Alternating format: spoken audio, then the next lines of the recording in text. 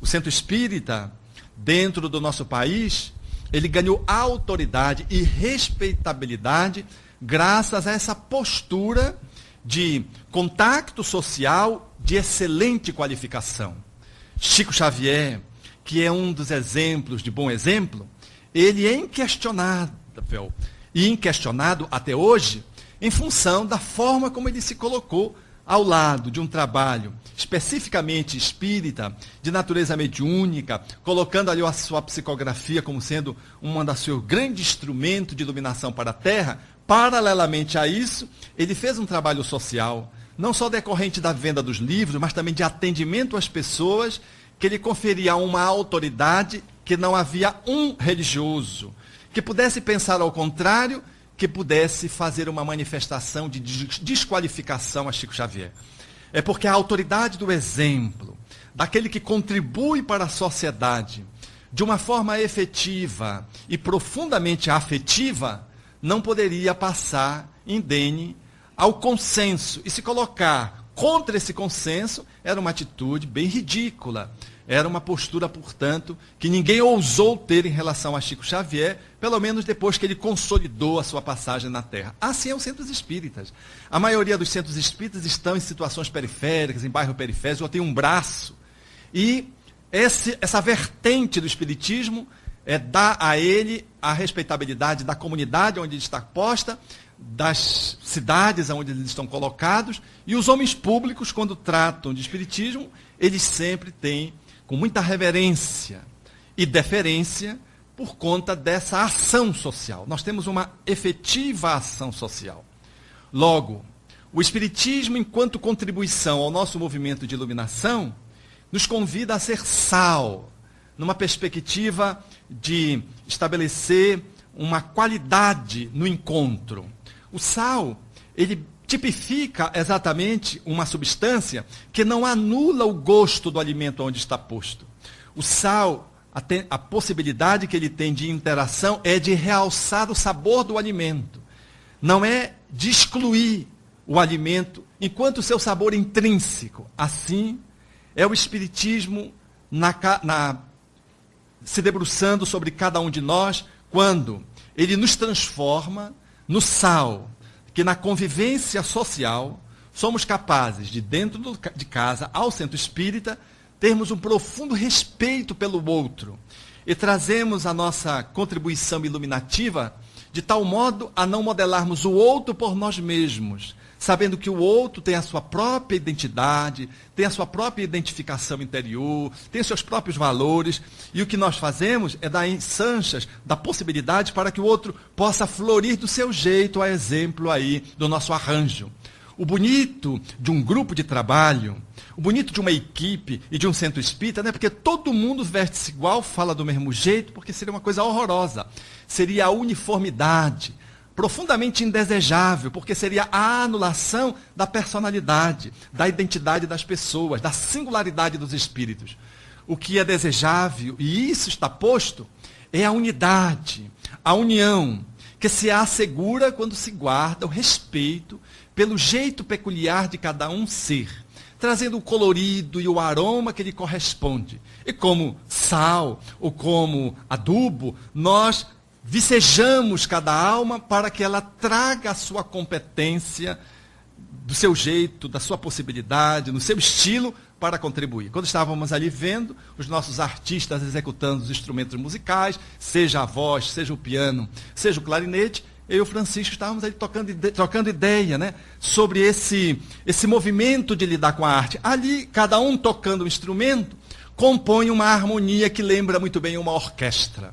Uma orquestra são os vários instrumentos, o prato, o bumbo, os instrumentos de sopro, de corda, todos eles têm uma função.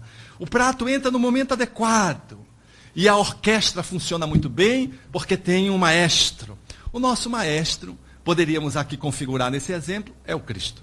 Todos nós temos uma competência para tocarmos ou sermos um instrumento nessa engrenagem. Se tivéssemos uma orquestra só de bumbo, os roqueiros iam ganhar da gente, dos metaleiros iam ganhar da gente, fosse só o barulho do metal. Nós entendemos que um centro espírita e uma equipe funciona muito bem pela diferença e pela possibilidade de cada um comparecer numa relação de interação social, trazendo o seu vigor, trazendo o seu toque de singularidade para compor essa grande orquestra no qual o maestro é o Cristo, que deverá reger os nossos movimentos para que a nossa música ela possa ser uma música divina. Então, do ponto de vista social, nós precisamos estar atentos a dois aspectos que são fundamentais serem considerados, que estão em detrimento desse caminho de iluminação. O isolacionismo da pessoa que quer crescer longe dos outros, porque os outros são problemas, os outros são difíceis, os outros são muito espíritos não evoluídos, são malas, então eu me isolo para evoluir. Veja, eu estou abrindo mão exatamente do instrumento, porque eu só cresço quando alguém é difícil do meu lado. Ou eu cresço sobretudo nas crises, nos momentos difíceis, ou com as pessoas difíceis. Isolar-se é deixar de aproveitar as oportunidades para fazer o seu processo de crescimento. Mas, ao lado do isolamento pessoal, há o isolamento da casa. Há casas espíritas que se isolam do movimento e fazem o seu trabalho dentro de um movimento que é de exclusivismo. Isso é muito danoso para o grande organismo da família espírita, porque se a casa ela tem competência, ela deixa de socializar com as outras. E se ela está mais ou menos perdida ou se desvia, ainda que tivesse competência e estivesse harmonizada antes, ela não tem um elemento regulador, que é o grupo, as outras casas. Então, estar junto com as outras casas, nesse movimento de união, de reunião, para que a união possa se estabelecer de uma forma mais segura, é saudável. Toda casa isolada ou tem uma postura egoísta, porque não quer compartilhar, ou de muita presunção, porque acha que sabe e às vezes não sabe. Deixa de aprender com a outra casa da região, da outra cidade, não troca, não permuta. E se entrar no desvio, num processo obsessivo, por exemplo, grupal, aquela casa vai por descaminhos, que ousa muitas vezes trazer a imagem espírita muito arranhada, porque tendo personalidade jurídica e tendo vida própria, ela pode usar o nome que ela quiser, mas ela deprime e altera o conceito que se tem de espiritismo na cidade, porque ela é uma casa que tem uma prática que não corresponde ao espiritismo, mas ela se diz espírita. Eu conheço algumas experiências dessa ordem. Em Belém nós temos uma casa assim, ela se diz espírita. Mas o mal que ela faz, porque ela vive isolada, e ela se propõe a fazer curas, e aí se você chegou lá com a maior perturbação que você tiver, você de repente se transforma em instrumento de cura. E quando você vê, já estão chamando você para estender os braços para você curar. Porque toda perturbação eles entendem como mediunidade. E já, de um passo para o outro, a pessoa é transformada em missionário na casa. Ora, um perturbado que já está perturbado, quando você diz que ele é missionário, ele fica mais perturbado ainda.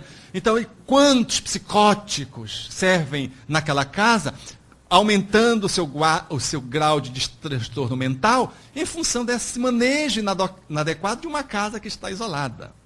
Quantas casas nós observamos que nesse caminho eram casas harmoniosas, mas que desconectadas do movimento, entraram por um pequeno desvio, depois do atalho, foram se descaracterizando e, para nossa tristeza, temos visto casas a tal ponto se descaracterizarem que abandonam as hostes, a dinâmica das interações do movimento espírita para assumirem um perfil inteiramente próprio, algumas das quais chegam a mudar o nome da casa. Como, por exemplo, temos uma região do Nordeste, uma cidade do Nordeste, uma capital, onde duas casas deixaram de ser espíritas e eram espíritas. Uma se chamava Sociedade Espírita Allan Kardec, não tinha nem dúvida. A outra, Joana de Ângeles. Olha, se Allan Kardec não deu jeito, quanto mais Joana de Ângeles. Não segurou a casa.